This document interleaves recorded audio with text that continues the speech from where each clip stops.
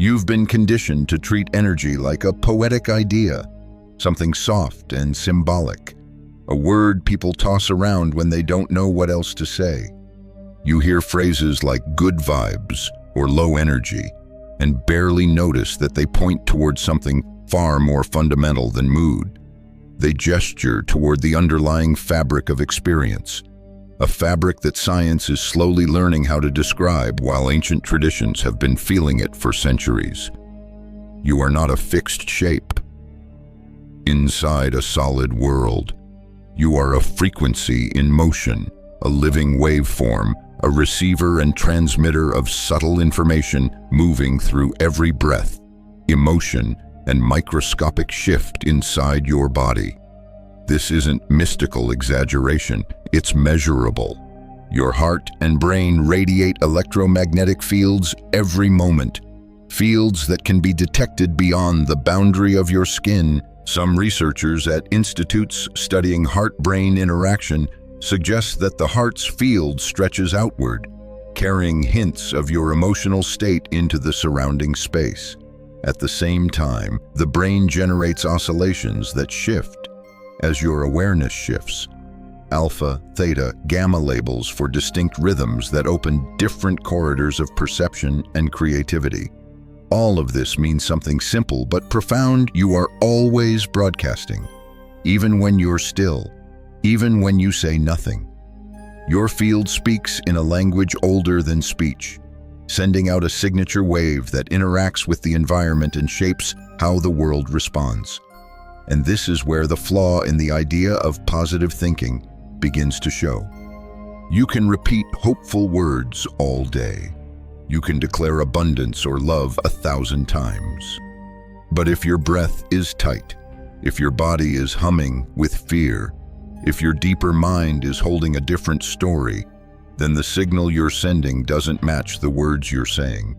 The field responds to the vibration, not the vocabulary. So the question is never, what am I trying to call in? The question is, what am I actually emitting right now? When your thoughts, emotions, and body align, when coherence settles through your system, your field becomes harmonious, your awareness widens, your energy stabilizes, and reality tends to shift more fluidly. Not because you forced anything, but because your broadcast finally matched what you were asking for. You ended the last section standing before that realization. Your broadcast is shaping the world long before your words ever do. And if that's true, then the next question naturally rises: what exactly are you broadcasting through? You may imagine your frequency as something mystical or invisible, but there's a more grounded way to see it. Think of yourself as a resonance instrument, always humming with information, not metaphorical information, biological information, emotional information, electrical information. Each part of you, heart, breath, skin, posture, memory, contributes to a signal the world can feel, even if no one ever names it. Your body is not just alive, it is communicative. Every emotion you experience has a physical signature, a tightening, a softening, a surge, a withdrawal. Your physiology doesn't just react to your inner world, it announces it. You send out cues in micro movements, in subtle shifts of breath, in the temperature of your attention. This becomes your resonance field, a constantly changing environment that others unconsciously read and respond to. Consider how quickly you can feel the mood of a room when you walk in. You don't need words, you don't need explanations. You feel it. That's resonance. It works both ways. The world senses you in the same silent language. Your heart, for example, produces rhythmic electrical signals that ripple outward like the slow pulse of a lighthouse.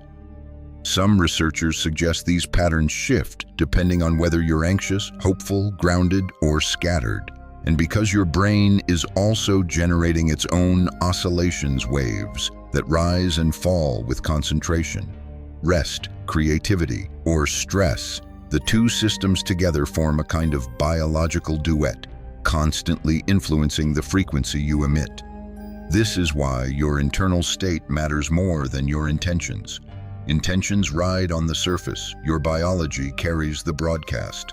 If you view yourself as a living transmitter, it becomes easier to understand why inner discord feels so disruptive, not just emotionally, but energetically. When your thoughts are racing in one direction, your breath is collapsing in another, and your posture curls inward in subtle self-protection. The signal becomes fragmented.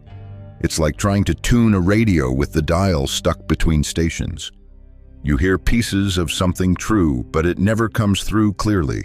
But when your awareness steadies, your breath stabilizes, and your emotional tone softens into coherence, something else happens. Your entire system begins to resonate more cleanly, like a choir finding the same note after being scattered for too long. You aren't forcing alignment, you're remembering it.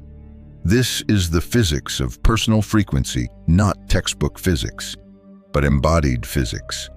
The physics of being alive and responsive. Energy follows information. Information follows attention. And attention follows the state of your nervous system. Your attention is one of the most potent broadcast devices you possess. Wherever you place it, signals strengthen. When your attention lingers on fear, your body tightens. When it lingers on gratitude, your breath deepens. When it lingers on possibility, your brain begins forming new maps of perception. Attention shapes chemistry. Chemistry shapes frequency. Frequency shapes experience. This is why your vibration is not random. It is patterned. It is trainable. It is responsive to every choice you make in the quiet moments you think don't matter. Your physiology also participates in this broadcast. A slumped posture, for instance, sends a different frequency than an open, grounded, aligned stance. One compresses your breath and narrows your awareness. The other widens it, lifting you into a more regulated state. You may not always feel these shifts intellectually, but your field registers them instantly. Everything you broadcast through the body. Everything you attract through the field. When you start to understand this, your relationship with your own energy changes. You stop waiting to feel magnetic and begin learning how to tune yourself into resonance. You stop treating your emotions like weather and start treating them like information. You stop collapsing into stress as if it were fate and begin listening to it as feedback. This is the physics beneath personal frequency, a living conversation between your biology, your attention, and the field you inhabit.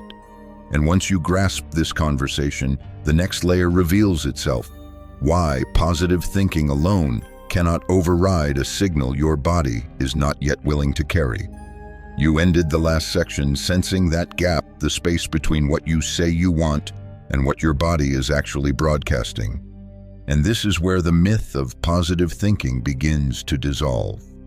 Not because intention is useless, but because intention without embodiment has no weight in the field. You can speak affirmations with perfect clarity and still emit a frequency rooted in fear. You can visualize abundance while your breath whispers scarcity. You can declare confidence while your muscles hold the echo of old doubt. This isn't failure, it's physics. Your signal doesn't come from your language. It comes from your alignment. You might imagine your mind as the narrator of your reality, but your body is the broadcaster. The field responds to the broadcaster, not the narrator. And when those two fall out of sync, your vibration fractures into competing instructions. Consider how you feel when someone tells you they're fine, but their tone is tight, their shoulders hunched, their eyes unfocused. Their words offer one story, but their body offers another. Which one do you believe? Exactly. And the field works the same way. Your biology cannot be overridden by sentences alone, because sentences don't regulate the nervous system. Sentences don't open the chest or deepen the breath. Sentences don't shift cortisol, or widen perception, or soften the protective tension held around the heart. Sentences can point you toward a new state, but they cannot generate that state on their own. This is why you can repeat a mantra 100 times and still feel unchanged. The words are traveling through the mind, but not yet landing in the body. And until the body receives them, the signal remains unchanged. You are not trying to convince the universe. You are trying to convince your physiology to relax enough to believe the frequency you're reaching for. Think of it like tuning an instrument. You can proclaim that the instrument is in tune. You can label the note. You can describe the sound you wish it would make. But until the string is actually tightened or loosened, the note doesn't change. Intention alone doesn't shift the vibration. Adjustment does. Your body is that instrument. When you carry chronic tension, unresolved fear, or unprocessed memories, the system defaults to protective frequencies: fast breath, narrow attention, scattered awareness, guarded emotions. These states broadcast distortion. They say, without words, "I'm not safe enough to expand." And when the field receives that message, it responds with experiences that match the expectation of danger, lack, or contraction, not as punishment, but as resonance. This is why positive thinking often collapses under stress. When survival circuits activate, the body overrides language in favor of protection. You can tell yourself you're safe. But if your chest is locked, your breath shallow, your pulse elevated, and your gut bracing for impact, the signal is not safety. It is vigilance. And the field mirrors vigilance back to you. But here's the liberating truth. The field doesn't require perfection. It requires coherence, your mind, emotions, and body moving in the same direction, even if they do so imperfectly. When your thoughts say, "I'm open," your breath confirms it, and your body softens into that possibility, even gently. Your broadcast strengthens. The field feels the alignment. Coherence is not about feeling good all the time. It's about feeling honestly and allowing your inner signals to harmonize rather than contradict each other. This is why emotional suppression weakens your frequency. When you push fear down, it doesn't disappear. It moves into the deeper layers of your signal, creating interference. But when you acknowledge it, feel it, and breathe through it without collapsing into it, your system gains clarity. The body stops broadcasting distorted warnings. The signal steadies. In that steadiness, your intentions finally have somewhere to land. When the body trusts the mind, when the nervous system relaxes enough to receive new emotional instructions, when breath begins to support rather than resist, the entire field around you shifts. Not instantly, but reliably. Your broadcast strengthens, and reality follows the coherence. This is why high vibration is never achieved through force. It is achieved through congruence. And once you understand congruence, a deeper mechanism reveals itself. Coherence not as a spiritual metaphor, but as a real, trainable technology for shaping the patterns of your reality. You ended the last section sensing that coherence isn't just an emotional preference, it's a mechanism, almost a technology.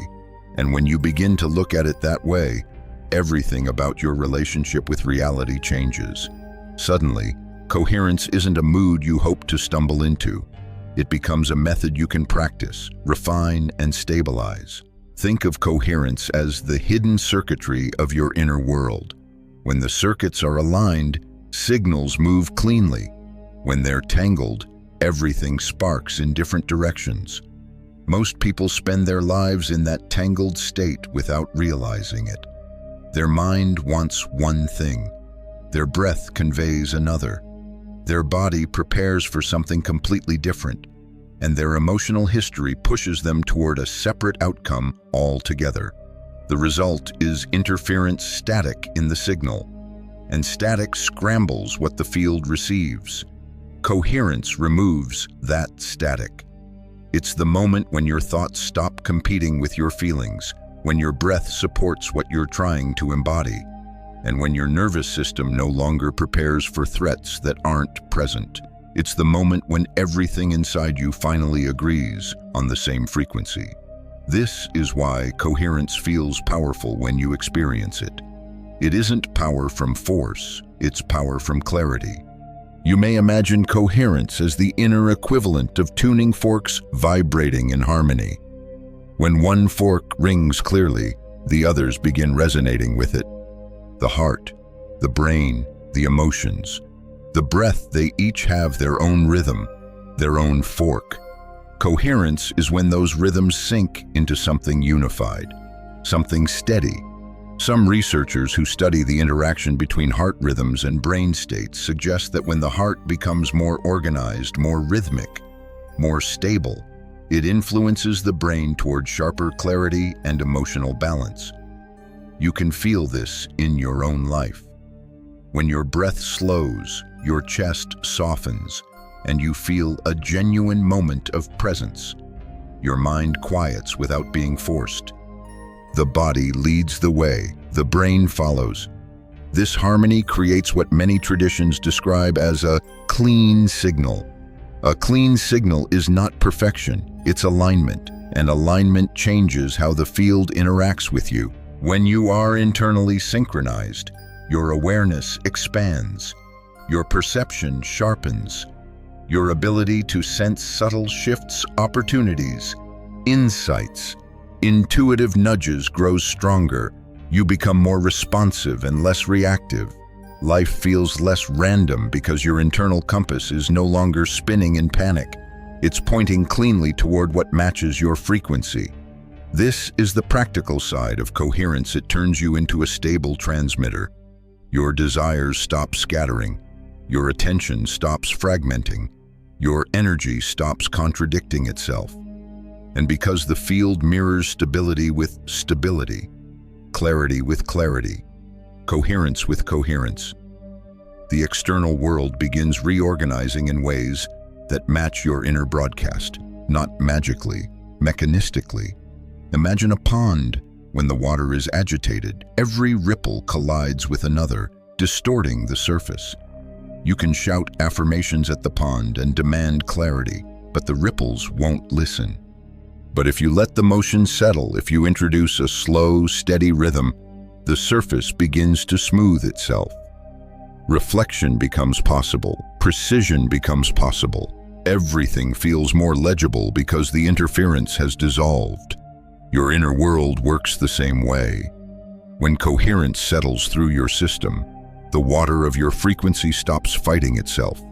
Your signal becomes readable. And when your signal becomes readable, reality responds with more precision. This is why growth accelerates when coherence becomes your baseline. Every aligned thought, emotion, and action compounds. Small choices gain force. Clear intentions travel farther. You become magnetic not because you're trying to be, but because you've removed the friction that blocked your natural resonance. Coherence also amplifies intuition, your ability to sense subtle direction. When the body is calm, when the mind is centered, when the heart feels open, you begin picking up information you used to miss. You notice what's actually happening instead of what fear predicts will happen. You notice what feels true rather than what old beliefs insist is true. You notice the difference between impulse and guidance. Intuition becomes less mysterious and more mechanical, an emergent property of an organized internal system. And the more coherent you become, the more your life begins to click. Not because circumstances changed first, but because your signal changed first. This is why coherence is not just a concept. It's a practice, a discipline, a daily tuning process. And once you begin to feel this technology working inside you, you naturally start to ask, what emotional frequencies am I feeding into this system? Which states strengthen coherence and which scramble it? That question leads directly into the next layer, the vibrational language of emotional states themselves. You arrived at the end of the last section with a new awareness that coherence depends on the emotional frequencies feeding your system. And once you see that, you can no longer treat emotions as fleeting weather. You begin to recognize them as signals, as vibrational forces shaping the way your energy interacts with the world. Every emotion you feel carries a frequency, not metaphorically, mechanically. Your body shifts its chemistry, your breath adjusts, your perception narrows or widens, your posture opens or contracts, your field reorganizes around the state you inhabit.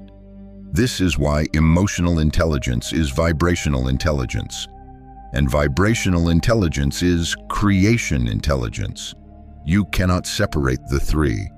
Consider anger, not the explosive kind, but the simmering pressure beneath the surface. Anger tightens the jaw, quickens the pulse, and sharpens your focus toward perceived threats. Its frequency is jagged, fast, defensive. When you hold it long enough, your signal becomes charged with vigilance, and the field mirrors situations that confirm the need to stay tense. Consider grief. It pulls the energy inward, sinks the chest, slows the breath. The body folds in on itself, creating a field that feels heavy, muted, dimmed. People around you often sense this without words. Grief doesn't just change your mood, it changes your frequency.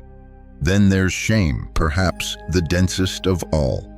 Shame collapses posture. It makes you smaller, quieter, less visible. It broadcasts a message of unworthiness. And when the field reflects that instruction, life begins to echo the belief through missed opportunities and relationships that reinforce the contraction. But there are higher frequencies too, states that expand the field rather than compress it. Joy lifts the chest and widens the eyes. Gratitude softens the belly, deepens the breath, and warms the entire torso. Confidence aligns your spine and stabilizes your gaze. These states do not guarantee outcomes, but they dramatically alter your signal. Some researchers studying heart rhythm patterns note that emotions like appreciation create more ordered, rhythmic waveforms patterns associated with clearer thinking, emotional balance, and improved physiological harmony. You feel this directly. Gratitude doesn't just feel good, it changes how you breathe, how you stand, how you perceive possibilities. It reorganizes your internal environment into something more coherent, and when coherence rises, the field responds. Emotions are not obstacles on the spiritual path. They are the path. They are the training ground where your vibration is shaped, reinforced, and refined. The mistake is believing that low-frequency emotions mean you're failing. In truth, they're simply signals calling for regulation, integration, and awareness. When fear appears, your body isn't betraying you, it's trying to protect you with outdated information. When frustration rises, it's pushing you to acknowledge unmet needs or boundaries. When sadness shows up, it's asking you to slow down and let something release. Each emotional frequency carries instructions. Each can either destabilize your signal or help you refine it. The key isn't suppressing emotion, it's expanding your capacity to feel emotion without collapsing into it. A coherent system can hold sadness without losing center. It can hold anger without broadcasting harm. It can hold fear without becoming fear. This is what emotional mastery really means, not perfection, but presence. When you let emotions move through without resistance, they complete their cycles. When they complete their cycles, the frequency stabilizes. When the frequency stabilizes, the field mirrors clarity. This is why emotional honesty becomes part of vibrational hygiene. If you pretend to feel abundance while your nervous system trembles, your signal fragments. If you pretend to feel confident while your posture collapses, the field reads the collapse. But when you acknowledge your true state and regulate it gently, through breath, awareness, and alignment, you build a signal that carries integrity. And integrity is magnetic. Your field doesn't respond to what you fake, it responds to what you can sustain. Emotions are the building blocks of that sustainability. They teach your body how to generate the frequencies you want to broadcast. They tune your system toward coherence, one small moment at a time. This is how emotional states become vibrational signatures patterns. Your field begins recognizing, reinforcing, and amplifying. And once you understand the emotional landscape of vibration, you're ready for the deeper mechanism guiding how your inner world collapses the possibilities around you, the role of the observer. You ended the last section standing at the threshold of that deeper mechanism, the moment you realize that emotional frequency isn't just shaping your inner world, it's shaping what you actually experience. And this is where the concept of the observer moves from theory into lived reality. You observe life with far more than your eyes. You observe with your breath, with your posture, with your emotional tone, with the state of your nervous system. Observation isn't passive, it is participatory. It selects, it filters, it collapses. You take in the world through the lens of your vibration, and that lens determines which version of this moment becomes real for you. Two people can walk into the same room and encounter two completely different realities, not because the room changed, but because their observers did. One person arrives regulated, open, present. They notice subtle opportunities. They sense warmth from others. They interpret neutral expressions as friendly. Their field invites connection. The other arrives tense, guarded, bracing for disappointment. Their breath is shallow. Their attention scans for what might go wrong. They interpret neutral faces as cold or threatening. Their field invites distance. Same room, same people, different collapse. The moment your frequency meets an environment, it filters possibility. It chooses which timeline becomes your lived experience. Not by magic, but by resonance. Your brain constantly compares incoming information to your emotional baseline. If your baseline is fear, your mind highlights danger. If your baseline is scarcity, your perception narrows toward lack. If your baseline is openness, your awareness widens to include possibilities that were invisible a moment before. This is the mechanics behind the so-called observer effect, not the laboratory version, but the human version. The version that plays out in your relationships, your opportunities, your choices, and your self-concept. Observation becomes a vibrational act. Every state you inhabit instructs your perception.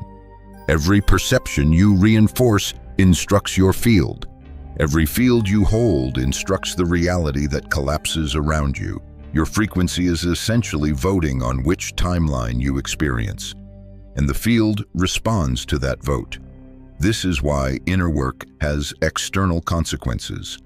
When you shift your baseline, you shift the lens through which you meet every moment. You stop collapsing timelines based on past pain and start collapsing timelines based on present coherence. Imagine standing at a crossroads, not physically, but vibrationally. Thousands of potential outcomes extend in all directions, some filled with ease, some with struggle, some with breakthroughs, some with stagnation. You do not walk toward them blindly. You collapse them with your state. When your body is centered, your breath steady, and your emotions regulated, you collapse timelines of clarity. Your actions feel intentional.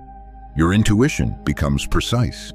Your interactions become smoother because you're not filtering through old distortions.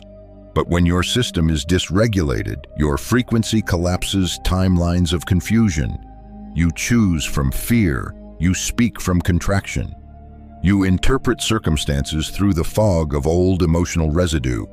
And the field mirrors that confusion without hesitation, not to punish, but to reflect the signal you're emitting. This is why the same event can feel expansive one day and threatening the next. Your external experience isn't the variable. Your observer is. When you begin to grasp this, you realize something powerful. The observer is not a single part of you. It is the sum of your frequency in any given moment. If your mind believes one thing, your body another, and your emotions something else entirely, your observer becomes fragmented. Fragmented observers collapse fragmented outcomes. But when your inner world aligns, when thought, breath, emotion, and posture form a coherent signature, you collapse reality from a place of clarity. This is when synchronicity increases. This is when momentum builds. This is when life begins to feel responsive rather than random. And coherence isn't just about accessing better timelines. It's about rewriting the internal blueprint that determines which timelines you can even perceive. Because once you understand the observer, the next revelation becomes unavoidable. The blueprint you're broadcasting isn't fixed, it's editable.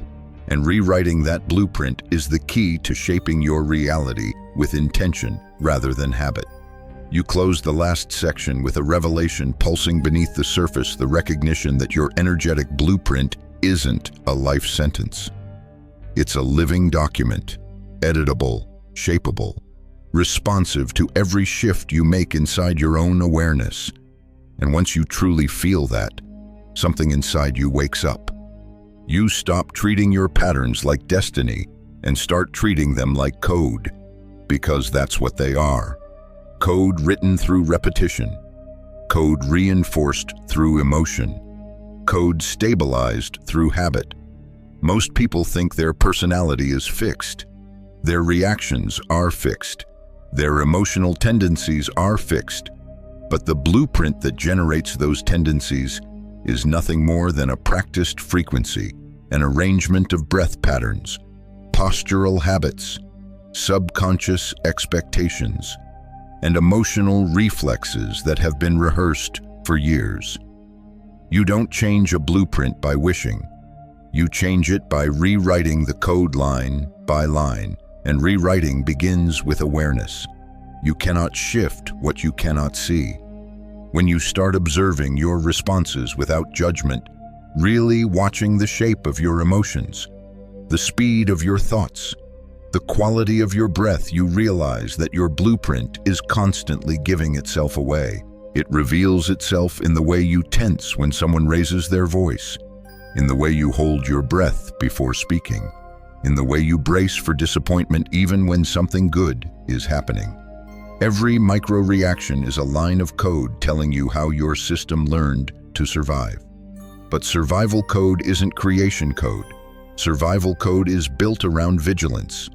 Creation code is built around coherence, and the moment you begin acknowledging the gap between the two, you unlock the power to rewrite it. Rewriting your energetic blueprint requires 3 elements: presence, practice, and emotional revision.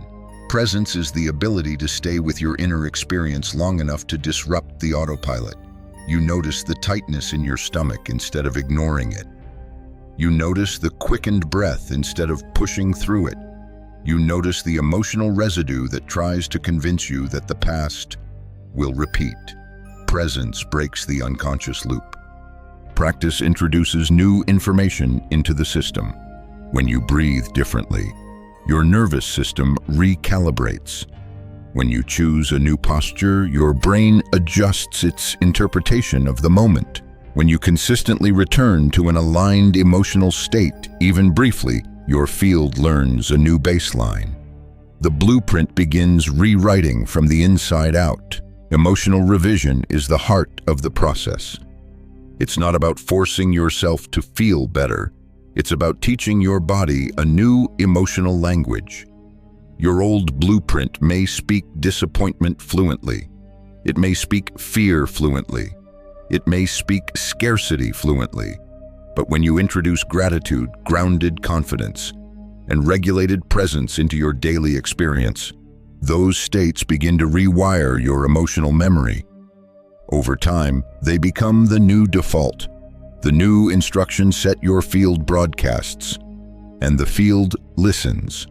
When your internal signal changes, the external reflection eventually shifts to match it, not because circumstances suddenly behave differently, but because you perceive opportunities and timelines you once filtered out. Your choices evolve. Your responses evolve. The people you attract evolve. Your reality begins to organize itself around the new frequency you're embodying. This is the quantum fairness you've felt whispering through every section. So far, the field doesn't respond to who you were. It responds to who you are now. Rewriting your blueprint also requires releasing the emotional architecture that keeps you anchored to old states. Memories stored in the body, reactions learned in childhood, the subtle posture of bracing that has followed you for years. When you breathe into these patterns instead of resisting them, something remarkable happens. They loosen, they dissolve, they make space for new frequencies. This is where somatic awareness becomes transformative. Your body remembers the code long before your mind catches up, and your body is the doorway to rewriting it. Every time you anchor safety into the chest, expansion into the breath, stability into the spine, and openness into the emotional space around your heart, your blueprint updates. A new vibrational identity begins to form, one that isn't defined by old fears, but by present coherence. And once the blueprint begins rewriting, you naturally ask the next question.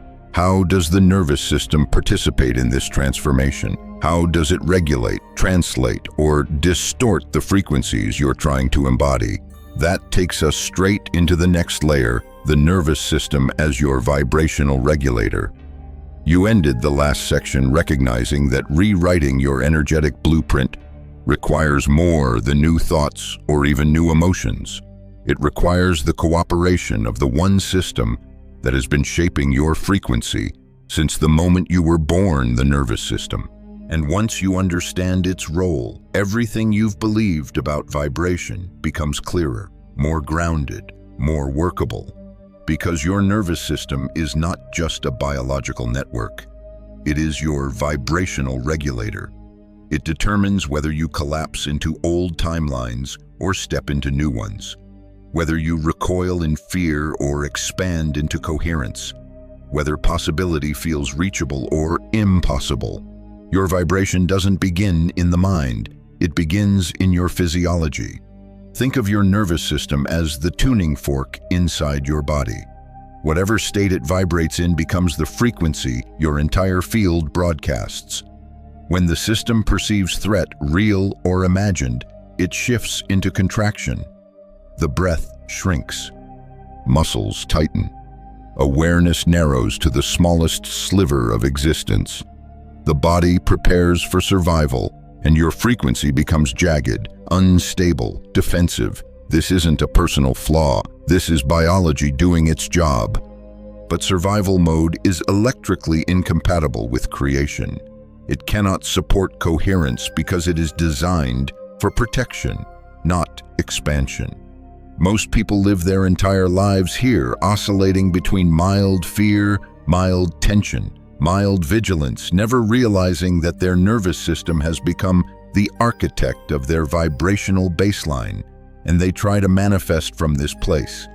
They attempt to call in abundance while breathing like danger is seconds away. They try to feel confident while their spine curls inward. They try to embody peace while their pulse races. The contradiction scrambles the signal. The field doesn't receive intention, it receives dysregulation.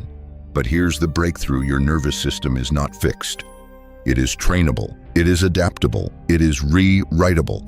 Just as repeated stress can teach your system to brace, repeated safety can teach your system to expand. This is why embodiment work, breath, posture, grounding, somatic presence is not optional on the vibrational path. It is the path. Let's break it down more clearly. When your breath slows, you signal safety. When your shoulders drop, you signal openness. When your spine elongates, you signal authority without aggression. When your emotional pace softens, you signal coherence. Each of these physical cues feeds the nervous system information, and the nervous system broadcasts that information through your field. Safe body, open frequency, expanded perception, better timelines collapse into view. This is why breath is such a potent tool. It is the fastest way to update your state. Slow, intentional breathing tells the nervous system, you can stand down now. You can allow something new. And the moment safety returns, coherence becomes possible again. Posture works the same way. When you lengthen your spine and lift your chest, you're not striking a power pose. You're informing your entire system that collapse is no longer necessary. You're telling your biology that expansion is allowed, that receiving is allowed, that clarity is allowed. The nervous system listens. The field listens. Reality begins to reorganize. But regulation is not just physical, it's emotional. Old emotional wounds can keep the nervous system locked in vigilance long after the danger is gone. This is why certain memories tighten your throat or unsettle your stomach. The body remembers, and because it remembers, it broadcasts. Yet memory isn't destiny. You can teach your nervous system a new story through gentle exposure to calmer states, through consistent breath work, through grounding your awareness in the present rather than the past, through letting your body feel regulated emotions long enough for them to become familiar. Over time, your entire field begins to recalibrate. You stop living from survival. You begin living from coherence.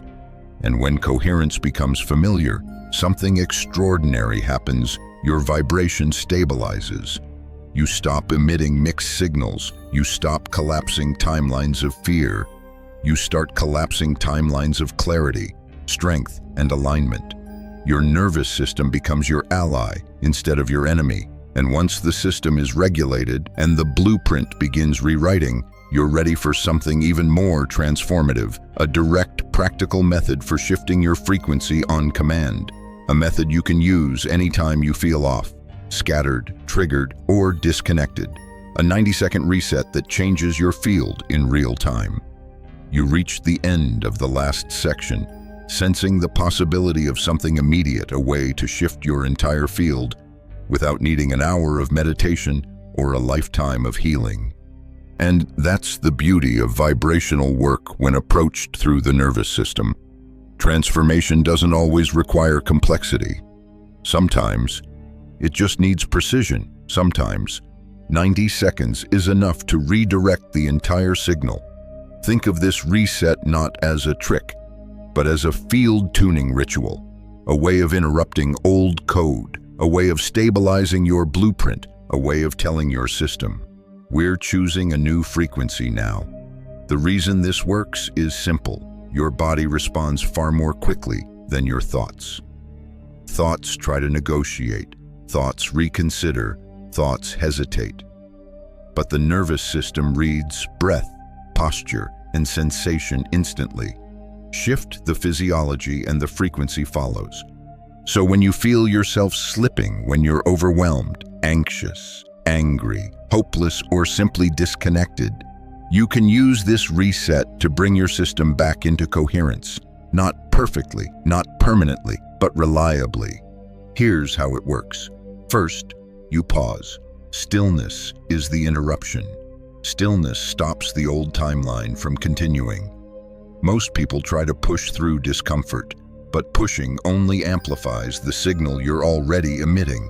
Pausing creates a break in the pattern, a moment where the old vibration loses momentum. Second, you breathe with structure.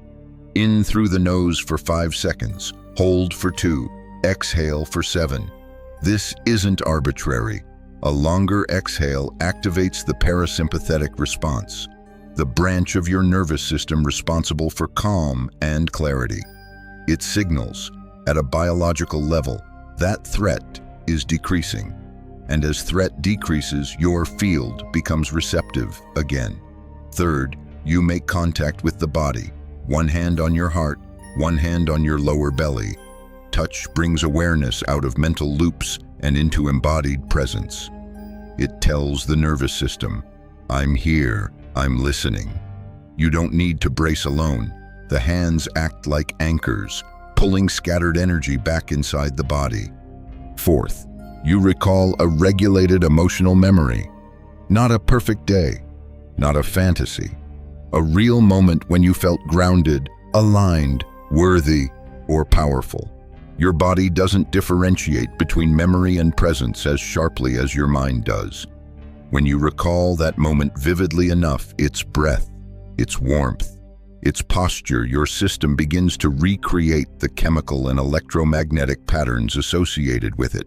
It's like borrowing a past frequency to tune the current moment. Fifth, you breathe that memory into your body. Let it rise through the chest. Let it spread through the spine. Let it touch your face and hands. This embodiment is crucial.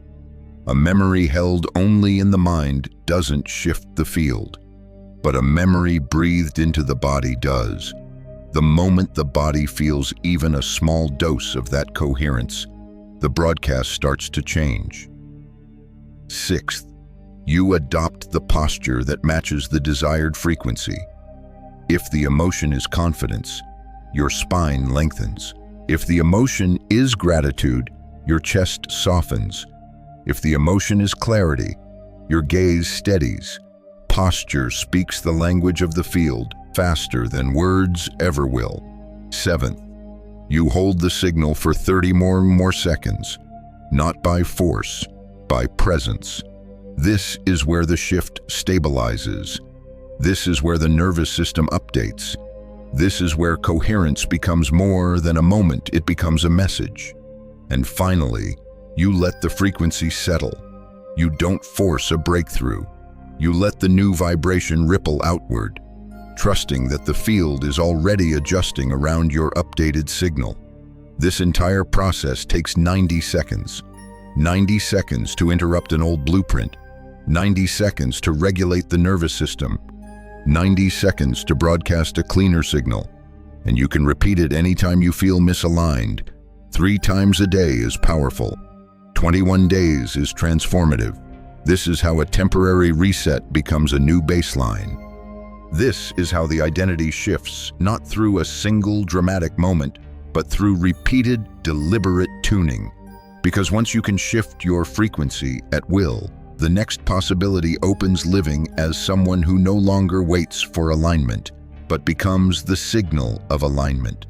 A person whose very presence reorders the field. You ended the last section with that shift humming inside you, the moment when frequency stops being something you chase and starts being something you are. A presence, a posture, a way of moving through the world that doesn't depend on circumstances aligning, because the alignment is coming from within. This is the threshold where you stop resetting your frequency and start embodying it, where you stop waiting for the field to change and start becoming the signal that changes the field. Embodiment is not about perfect positivity. It's about energetic consistency. It's the transition from managing your vibration occasionally to living from it daily.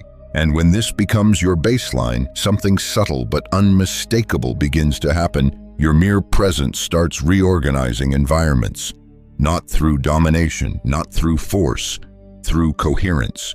People can feel when someone is regulated.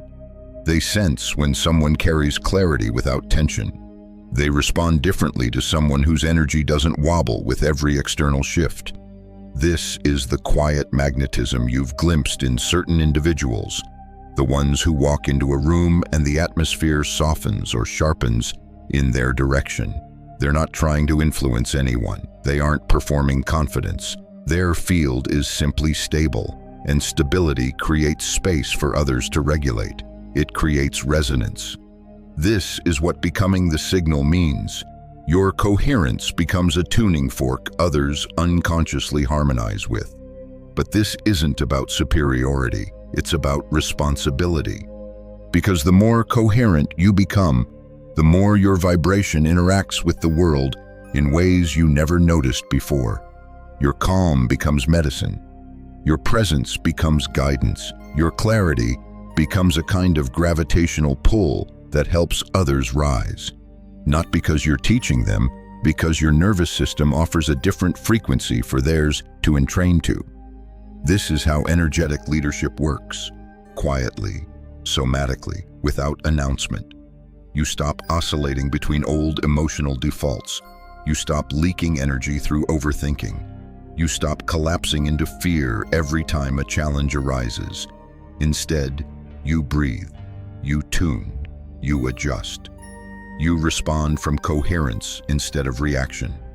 This is the identity shift everyone secretly longs for, the version of themselves who doesn't shatter under pressure, doesn't bargain with doubt, doesn't abandon their center when the world tries to pull them out of alignment. The version who remains clear even in uncertainty. The version who navigates life with precision instead of panic. And here's the truth most people overlook once coherence becomes familiar. Life begins organizing itself around your stability. Opportunities flow not because you hunted them, but because your field stopped repelling them. Relationships feel different because your energy no longer broadcasts fear, scarcity, or self-protection. Even your internal monologue changes as your nervous system learns to trust the higher frequencies it once resisted. This is why becoming the signal is both a personal evolution and a relational one. You begin drawing people who resonate with your new baseline. Conversations deepen, interactions stabilize. Chaos loses its influence because coherence doesn't bend easily. You start choosing relationships, careers, environments, and behaviors that match your frequency rather than accommodate your wounds. And the more consistently you broadcast this stability, the more quickly the field reorganizes in your favor, not as reward, but as reflection. Because the quantum mirror doesn't follow your effort, it follows your coherence. But becoming the signal also comes with a deeper shift. You no longer depend on external validation to feel aligned. You stop asking life to prove you're worthy or safe or capable. You live as though those truths are already encoded in your field, and the outer world eventually catches up. This is the moment where creation feels inevitable, where manifestation stops being a technique and becomes a consequence, where your vibration leads and your reality follows. Because when coherence is embodied, you don't manifest from desperation, you manifest from identity. Not the old identity shaped by survival, but the new one shaped by presence, clarity, and self-trust. The identity of a person who knows they are broadcasting their reality from the inside out. And once you reach this point where your frequency is no longer reactive, but intentional, you're finally ready for the gentle descent, the quieter integration, the final closing arc of this transmission. A wind down where everything you've learned settles into place. You arrived here from a place of rising clarity, and now the energy begins to settle, not collapsing, not dimming, just integrating. You've walked through the mechanics of frequency, the biology of coherence, the reprogrammable nature of your blueprint, and the quiet power that emerges when you choose to become the signal instead of the echo. And now the journey softens into something more intimate, an invitation rather than an instruction. You may notice your breath moving differently right now. Smoother, deeper, more aware. That's the body recognizing a new pattern. That's the nervous system receiving the message that coherence isn't a performance. It's a home you can return to. And the more familiar this home becomes, the more life begins to rearrange itself around your steadiness. You don't need to rush into mastery. You don't need to force transformation. You don't need to prove that you understood every concept. Vibration responds to practice, not pressure. And practice is gentle, small choices made consistently. Breaths taken consciously, emotions felt without collapsing into them. This is how a vibrational identity grows roots. Not in dramatic breakthroughs, but in repeated returns to presence. Every time you pause before reacting, you strengthen the blueprint. Every time you breathe through tension, you clarify the signal. Every time you regulate instead of resist, you teach your field what stability feels like. And over time, these small acts accumulate. Your frequency rises not because you demanded it to, but because you allowed it to. Because you remembered that energy isn't something you chase, It's something you tune. It's something you inhabit. So as you step back into your life, into your relationships, your responsibilities, your dreams carry this awareness lightly. Let it inform you without overwhelming you. Let it guide you without gripping you. Let it unfold at your pace, because you don't need to force the field to respond. You only need to keep your signal honest, coherent, and grounded in the version of you that's emerging. And if you do, you may notice something subtle. Life begins to meet you at the level of your vibration, not the level of your effort, a quieter power, a steadier rhythm, a reality shaped from within.